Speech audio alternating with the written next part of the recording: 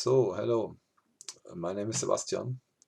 I studied physics a long time ago, and as you see behind me, I collected a couple of books about physics and also mathematics, and I thought it may be useful if I start my first YouTube video here with showing you some of my favorite books. In the future, I plan some other content, but today we start with physics books. I will present some good and some not so good books. I think today I start really with my favorite ones. And I have about 5 books I want to speak about. And we start with the highlight. It's Modern Quantum Mechanics from J.J. Sakurai. And this is really a great book on quantum mechanics. It's from 1982, so it's about 40 years old now, but it's really still modern. It uses the prime ket notation throughout the book, so there's simply no wave mechanics in it, but it's understandable and it's really well written. I think before you start having a quantum mechanics course at the university, you have to read chapter 1, or at least chapter 1.1 on the Stern-Galler experiment. So this is such a great introduction into quantum mechanics. And usually if you start to learn quantum mechanics, you start with wave mechanics. And you have this wave function, and then you have to transform it with a Fourier transform. And then you get the Heisenberg uncertainty principle somehow out of it. And here, with the Stern-Galler experiment, it's totally different. You start with a finite system, 2 states, spin 1.5. It's all 2 times 2 matrices, so it's very simple mathematics. And from this first example, from the Stern-Galler experiment, it becomes really crystal clear what quantum mechanics is all about. Unfortunately, Sakurai died in '82 when the book was written, during the writing of the book. So his colleagues finished the book for him, and then sometimes you recognize it that the book is not so good, not so well written, especially in the chapter about angular momentum. That's the 3rd chapter, but the first 2 chapters about fundamental concepts in quantum dynamics, they are great. And also the chapter about the approximation methods, and partly also on the scattering theory. These are great chapters to learn really quantum mechanics from this book. You should think about supplementing it with a more introductionary book about physics. There's a lot of very good books on the market. I have a couple of German books about it I will present later, but if you are from an English-speaking background, it's maybe Griffiths or something like this. Quantum mechanics. This I have the revised edition, so it's slightly revised version of the first edition. I think there's a 2nd or 3rd edition now on the market on Amazon. I think there may be maybe corrected versions or slightly enlarged versions, but if you can get an older version, it's fine too. Second book from the same author, Advanced Quantum Mechanics, like part 2. But this other book was written in '82, this was written in '67, I think. And you recognize it. It's really written in an older style, with not so much insight, I would say. It's about the basic topics that are governed in a second introduction to quantum field theory, or in an advanced quantum mechanics course. So it's field theory, classical radiation. Then later the quantizing the Maxwell field, relativistic quantum mechanics, Dirac equation and stuff like this. But it's written in an older style, and in this field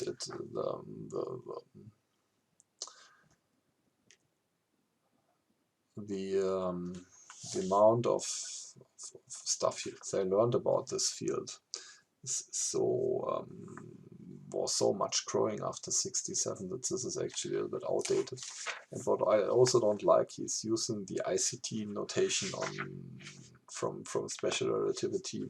It's an old notation, and especially when you're doing quantum mechanics, the ICT notation gets mixed up with the imaginary number from the quantum mechanics from IH bar, and that's not a good thing to do it. So if you want some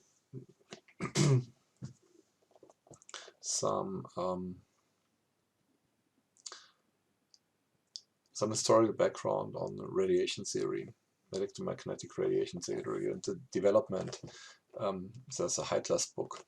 I will show you also this later, but don't buy this. It's also really expensive, I think. And it's not there's not a new edition on it, because here you have to correct so many things, and that nobody will bring out a second version of the advanced quantum mechanics. So the next book is a very introductory book. It's about for the experimental physics course during the first 1.5 or 2 years. So the first 3 to 4 semesters are covered in this book. That's fundamental of physics from I'm still learning how to handle the camera, Halliday, Resnick and Walker. I think I have here the 5th edition. That's from the late 90s, when I started physics from 97. And this is a really great book. From a pedagogical point of view, it covers all the topics from basic mechanics to over electrodynamics to heat, waves, optics, and also more modern topics. So relativity, introduction to quantum mechanics, but not the kind of introduction you need to start with Sakurai. So you need something like Griffith's book maybe, which I haven't read, I have to say. And let's go back to Sakurai, nuclear physics and stuff like this. It's all in here. And what I like about this book, every chapter is really made up in a very lovely way. Here, let's have a look at chapter 2. It starts with a nice picture and some questions on this picture.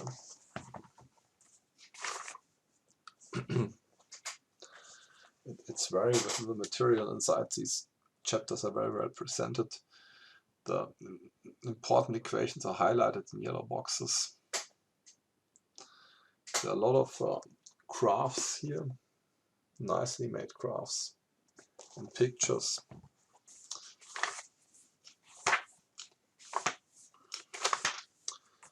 It's really a good book, and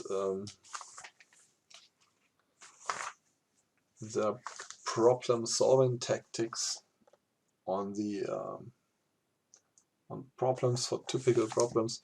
So it's also a little bit made to learn the undergrad stuff and to pass the exams after that. And in the end, you have kind of review and summary part, short version of the chapter, and then the start of the problems and the questions. And there are questions which are shorter, Then on the next page you have exercises and problems, and these problems are really great. You can learn a lot from these problems. They have excellent problems in this book, from very basic calculations, they just repeat the stuff you learned in the chapter, to very advanced stuff, but also not too hard, so you can really do it. It's really nice stuff. Yeah, calculating with these funny animals. An armadillo. So it's very fun to read. It's very fun to work on these problems. Also here, people jumping from a bridge. That's really great problems. You learn so much from doing these problems. It's a very good book. I have to say, if you have a German background and you come from a German Abitur, there's a lot of basic stuff you repeat with vectors and stuff like this. So if you have a good math course at school, the first couple of chapters are maybe a little bit tiring because it's a lot of repetition, and you think, oh, it's too easy, this book, but it's not. The later chapters are really advanced. They're really nice. Read it. It's very well recommended. I can 100% recommend that book. I would also recommend this book to people who are not studying physics in a major course, but maybe studying mechanical engineering or stuff like this. Medicine, get this book. There are also other good books from Tipler and stuff like this, which I don't have, which I don't want to judge on this, but this I can definitely recommend. And it covers all the material you need. Okay, this was the second book, a third book. Now we go to another one, a classic in Germany.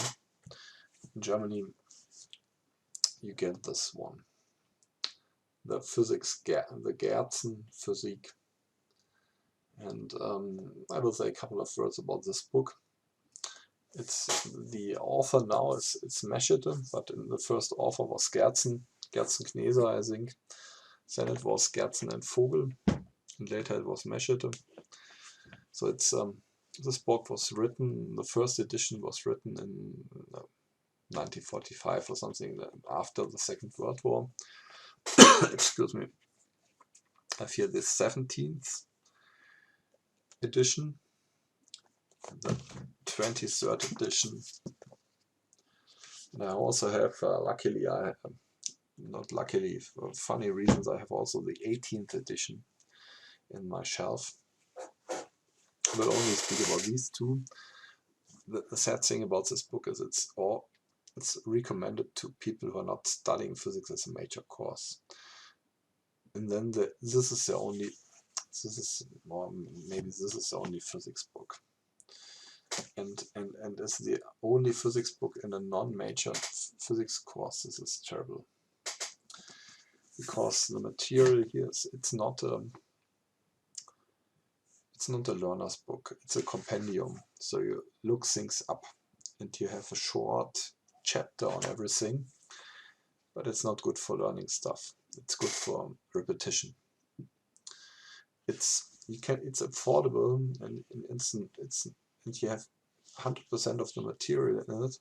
And for me, I used it, for example, we have really lab courses where we sit in the lab and we have to do experiments, and you have to prepare these experiments somehow, and then you can read a little bit about the theory of this experiment on 2 pages here. Hall effect or whatever. You read Hall effect in semiconductors. It's a couple of pages to read, and then you are well prepared. But if you are not a major in physics, this is not the book for you. Sorry, my voice is somehow going away. It's not a book for you. And but for looking things up quickly, it's quite nice. And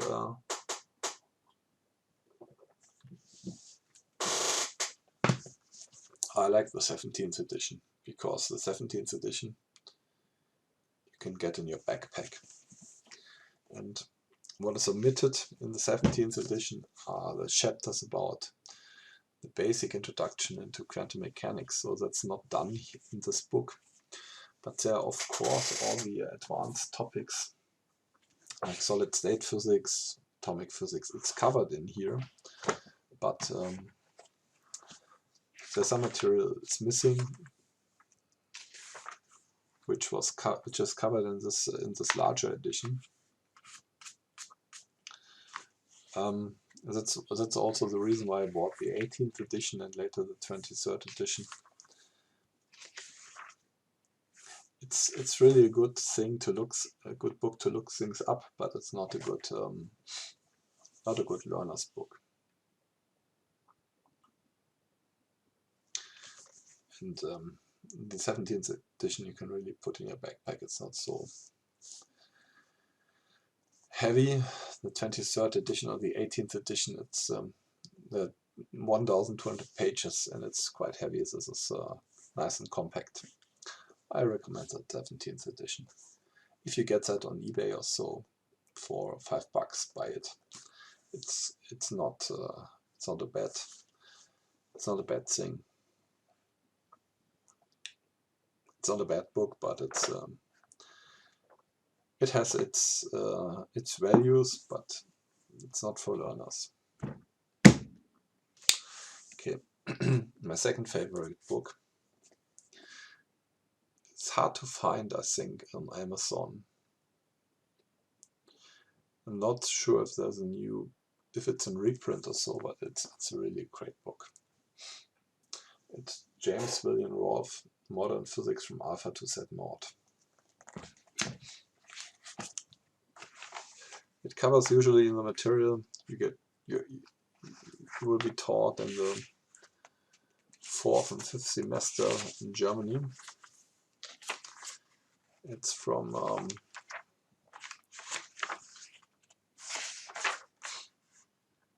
1994, and it starts with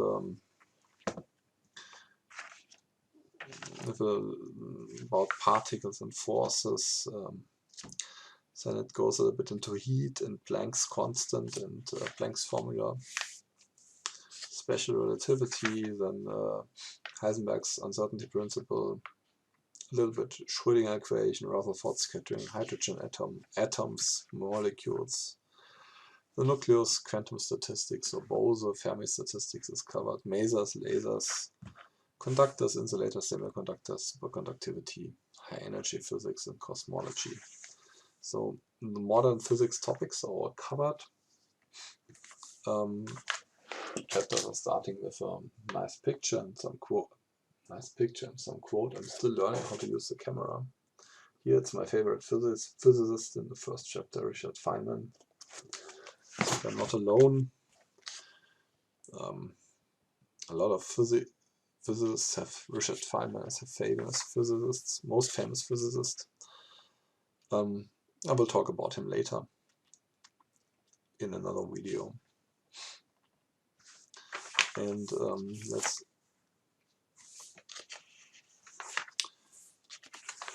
so it's here you have some example calculations. It's also focused a lot on experiments, so you learn a lot about experiments. And then you have also an excellent, what I like about American books, you have an excellent question and problem section here. A summary section first in the end of the chapters, and a question and problem sections. And you can see here some hooks on these questions. I did a lot of them. I calculated a lot of them. I think I did nearly all the problems from the first 11 or 12 chapters.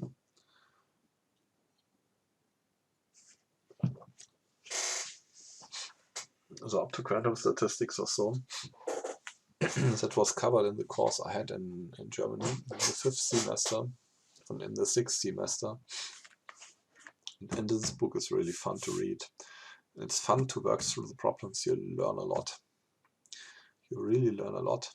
You get so much insight from the problems here. So very well made. I can only recommend it. And you see also I've worked a lot with this book here. A couple of nice pictures. They're also loose now.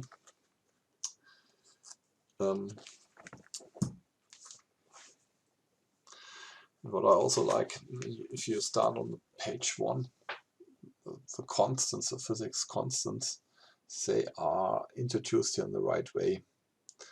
So, for example, H bar C is 197 electron volts nanometer, or MeV femtometer.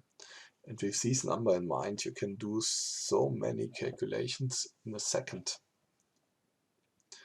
Or K equals K times E squared, 1.44 electron volts nanometer. Or Boltzmann's constant times temperature at roughly 300 Kelvin, the room temperature, is 1/40 of an electron volt. And if you have these numbers in mind, you can do so many calculations so quickly. It's amazing. And people are astonished because they ask you some questions and you know, okay, H bar C is roughly 100 and is roughly 200 MeV nanometer and MeV femtometer, and you can do rough estimations and calculations, for example, in nuclear physics, and everybody's standing like in front of you because you got the nearly right answer in 3 seconds from a quite elaborate calculation, and you're getting taught that in this book.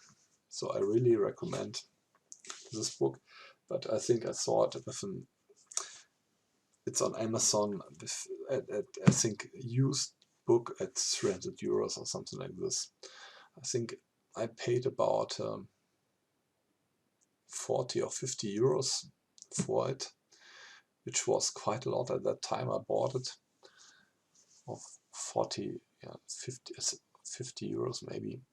And it's worth it, but it's not worth 300 euros. And don't buy it for 300 euros. There may be other books on these topics that are more affordable. And yeah, it's a really nice book. But it's a shame that John Wiley and Sons don't have it in reprint. It's really, really a nice book.